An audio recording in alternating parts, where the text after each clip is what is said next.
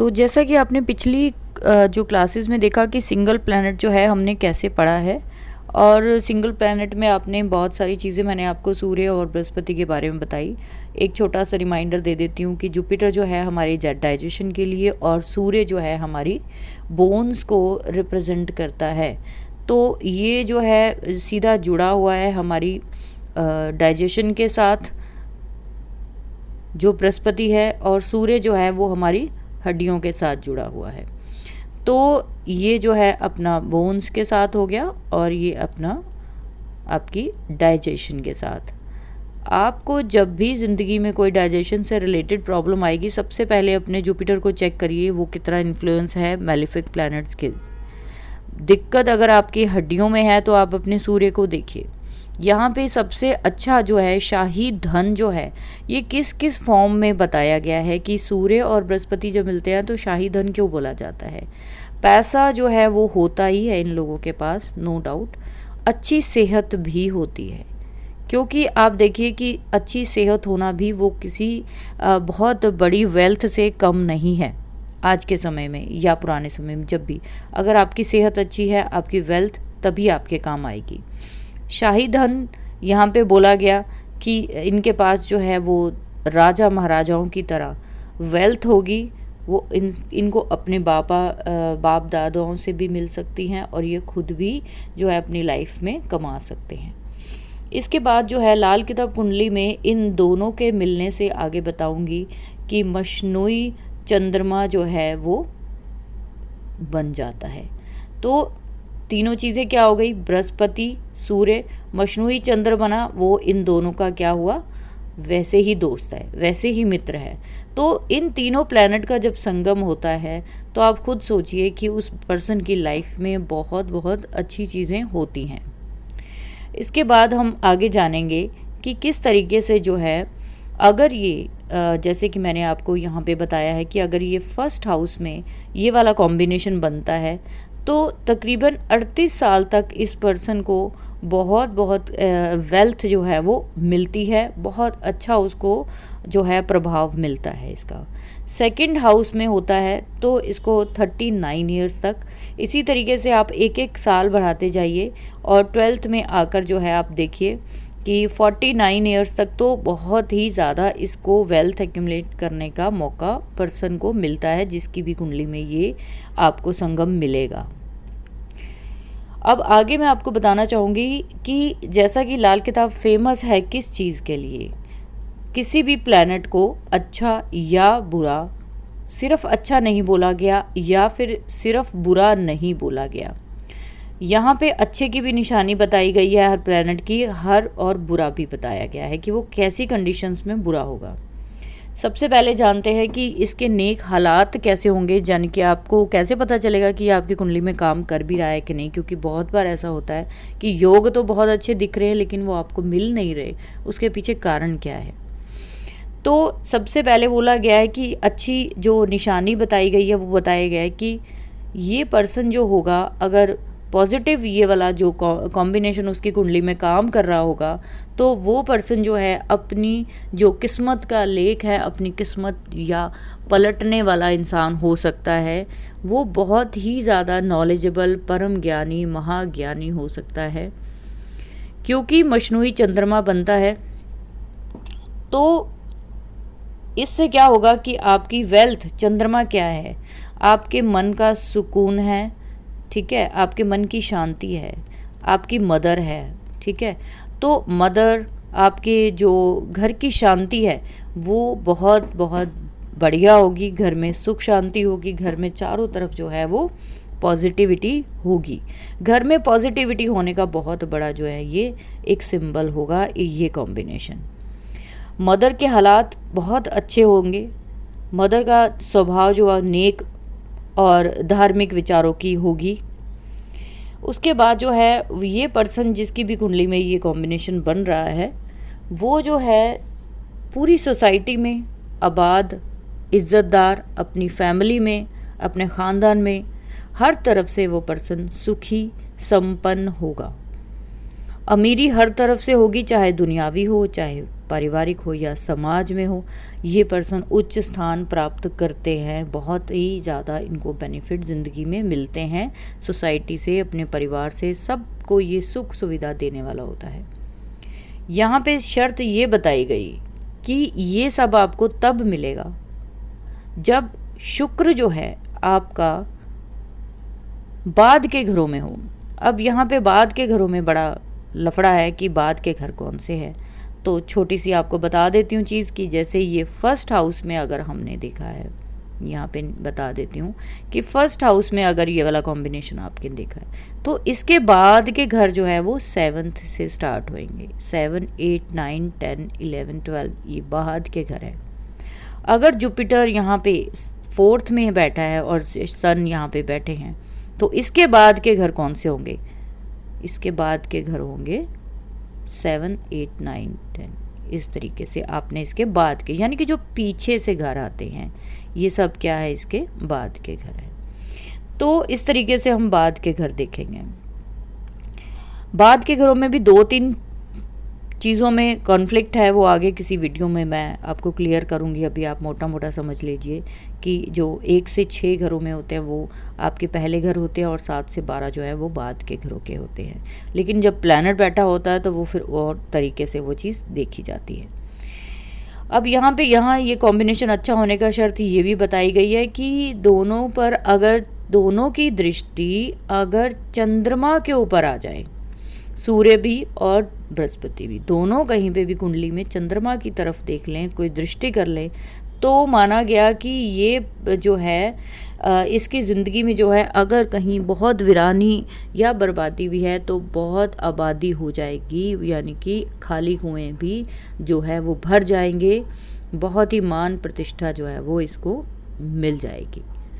इन दोनों के जो अच्छे फलों के लिए हमेशा जो है ध्यान क्या रखना है, आपको हमेशा ध्यान रखना है कि चंद्रमा को, अपनी मदर को अपने घर में इनकी आपको मान सम्मान इनका बना के रखना है, घर में शांति बना के रखनी है, मदर की हमेशा रिस्पेक्ट करनी है।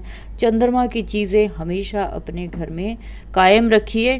चंद्रमा की चीज़ें आपको पता है कि चावल है, चीनी है, ठीक है, चावल है और चांदी है। इन चीज़ों को आप क्या करेंगे, अपने घर में ज़्यादा मात्रा में स्थापित कीजिए। लाल किताब में बार बार बोला जाता है कि सॉलिड चांदी घर में जो है वो स्थापित कीजिए, क्योंकि सॉलिड चांदी बहुत सारे प्लैनेट्स को जो है वो बैलेंस कर देती है। चंद्रमा में ही एक ऐसा गुण है जो कि अपने में सब चीज़ों को समाहित कर लेती है। अब इसके बाद ये तो हो गई अच्छे हालात होने के कि शुक्र आपके बाद के घरों में होगा, तो ये तो आपको कॉम्बिनेशन बहुत फ़ायदा देने वाला है। लेकिन अब इसकी कुछ निशानियाँ बुरी, यानी कि मान लीजिए आप कहें कि भाई मेरे को तो इसका अच्छा रिजल्ट नहीं मिल रहा है, तो उसमें क्या करेंगे? मंदी हालत में आप देखेंगे कि ये शुक्र जो बाद के घरों का था वो पहले घरों में मिलेगा आपको, पहले घरों में आ जाएगा वो शुक्र, और वो इन दोनों कॉम्बिनेशन को बर्बाद कर देगा। दूसरी इसकी निशानी बताई गई कि शनि आपकी कुंडली में इन दोनों प्लैनेट्स को देख ले। शनि की दृष्टि वैसे भी आपको पता है कि जब वो किसी प्लैनेट को देख लेता है तो वो कैसा उसके हालात हो जाते हैं। शनि क्या करता है, ठंडा प्लैनेट है, ड्राई प्लैनेट है, तो ये चीज़ों को होल्ड कर देता है, रोक देता है, उसको ब्लॉक कर देता है कि रुक जाओ यहीं पे। तो पर्सन को अगर मिलनी भी हुई ना ये चीज़ें, तो वो बहुत ही ज़्यादा शिद्दत से, बहुत ही ज़्यादा उस लाइफ में मिलेंगी जब उसका कोई मतलब नहीं होगा उसकी लाइफ में। तो इस तरीके से आपने देखना है। इसके बाद एक और कॉम्बिनेशन बताया गया इसके ख़राब होने का कि आपको देखना है कि ये दोनों प्लैनेट सूर्य और चंद्रमा, और सूर्य और बृहस्पति कहीं 4th और 10th के एक्सिस में ना बैठ जाए, तो ये 7वीं दृष्टि में ना बैठ जाए, यानी कि 4 में और 10 में अगर ये बैठे हैं तो ये बर्बाद है, इनका कोई फल आपको नहीं मिलने वाला।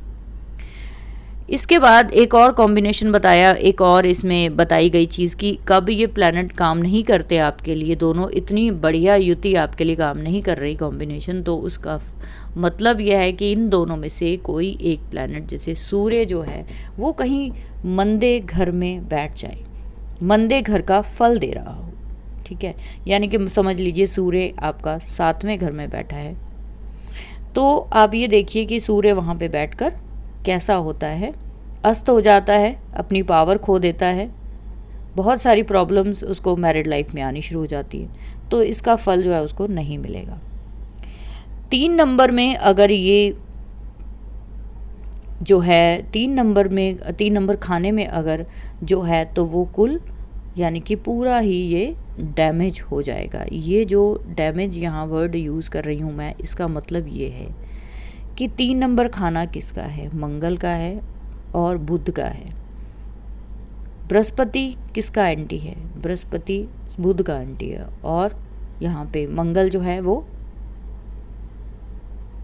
मंगल भी यहाँ पे ख़राब करता है। बुध और मंगल का जब कॉम्बिनेशन इन दोनों के साथ टच होगा किसी भी तरीके से तो वो ख़राब हो जाएगा।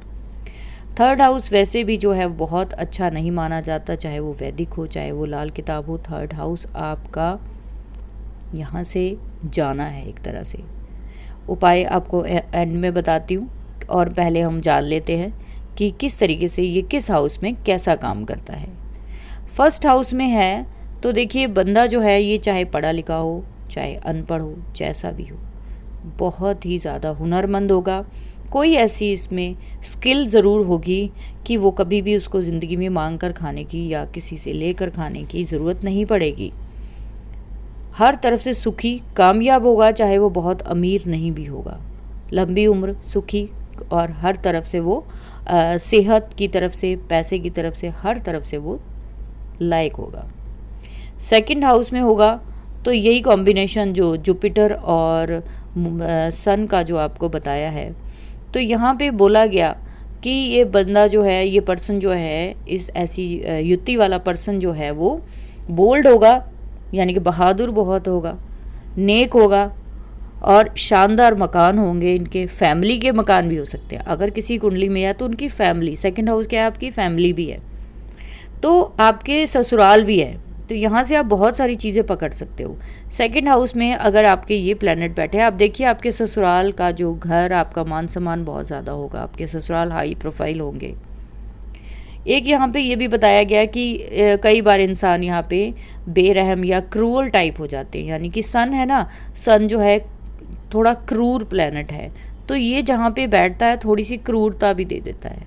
तो यहाँ पे पर्सन का जो थोड़ा है क्रूर टाइप भी हो सकता है, बेरहम हो सकता है, बहुत आसानी से जो है वो किसी की बात नहीं मानने वाला होगा, थोड़ा इगोइस्टिक कह सकते हैं। 3rd हाउस में हुआ तो शर्त सिर्फ इतनी है कि अगर ये पर्सन लालची ना हुआ तो इसके पास पैसा ही पैसा होगा, नो डाउट, कोई इसको दिक्कत नहीं होगी। और जैसे ही ये लालची हो गया वैसे ही इन प्लैनेट के रिजल्ट ख़राब हो जाएंगे। 4th हाउस में क्या होगा कि अगर ये पर्सन देखें कि इसके शनि के कारोबार जो होंगे, अगर होंगे तो बहुत बढ़िया होंगे, रिश्तेदार उम्दा होंगे, शानदार ज़िंदगी का मालिक होगा ये पर्सन। तो यहाँ पे ये भी कह सकते हैं कि ये शनि के कारोबार करे तो बहुत अच्छा होगा।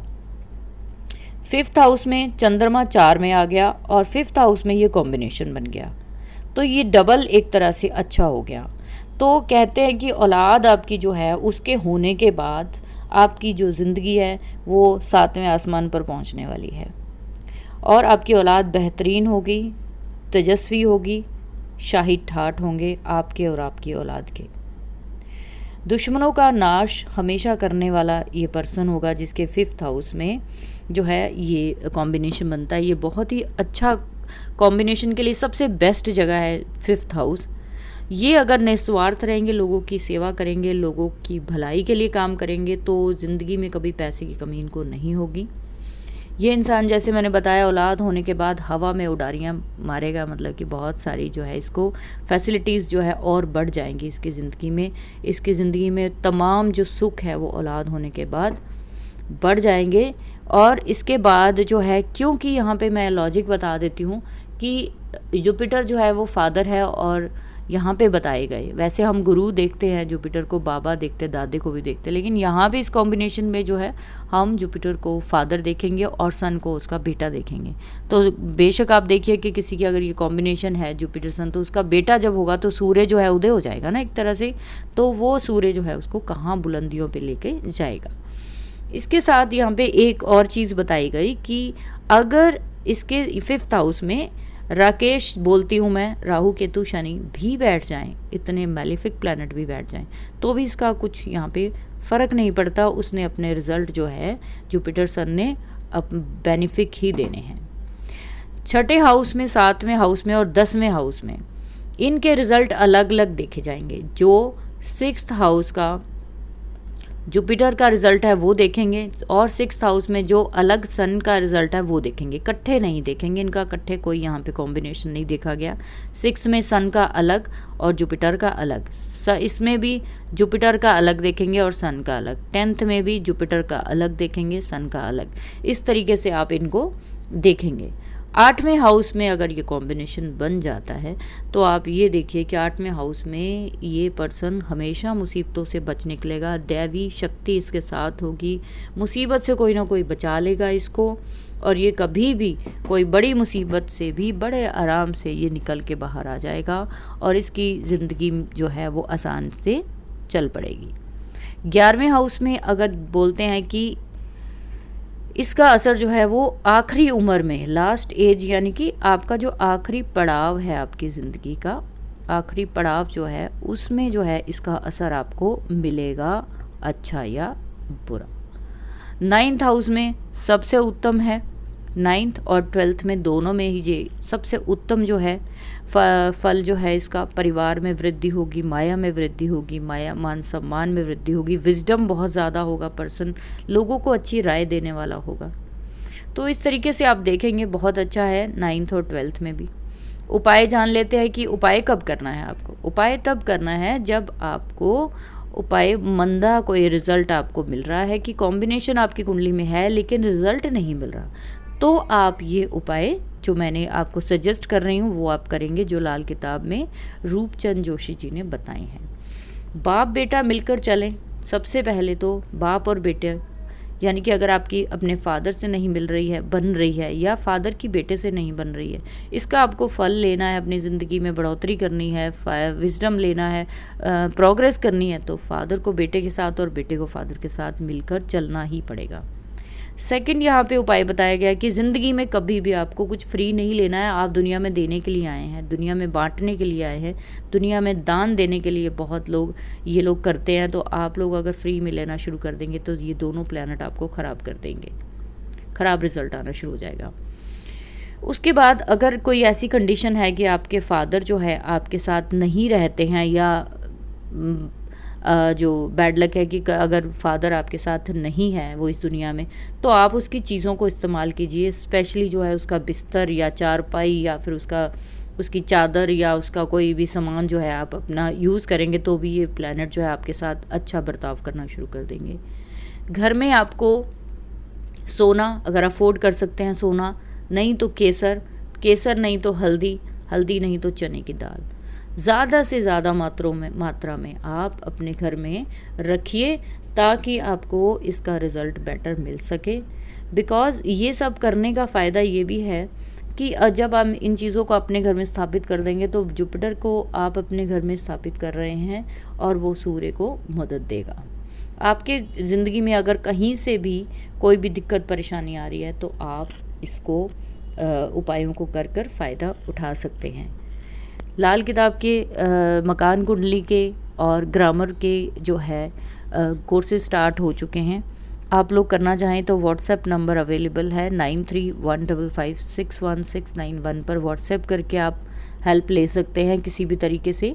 कंसल्टेशन चाहते हैं तो बहुत मिनिमम कॉस्ट मैंने रखी है ताकि सबकी हेल्प हो सके, तो आप कंसल्टेशन भी बुक कर सकते हैं। वीडियो अच्छा लगा हो आप कमेंट में ज़रूर बताइए।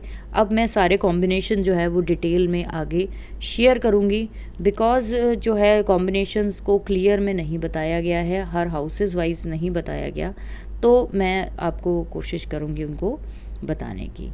Thank you very much.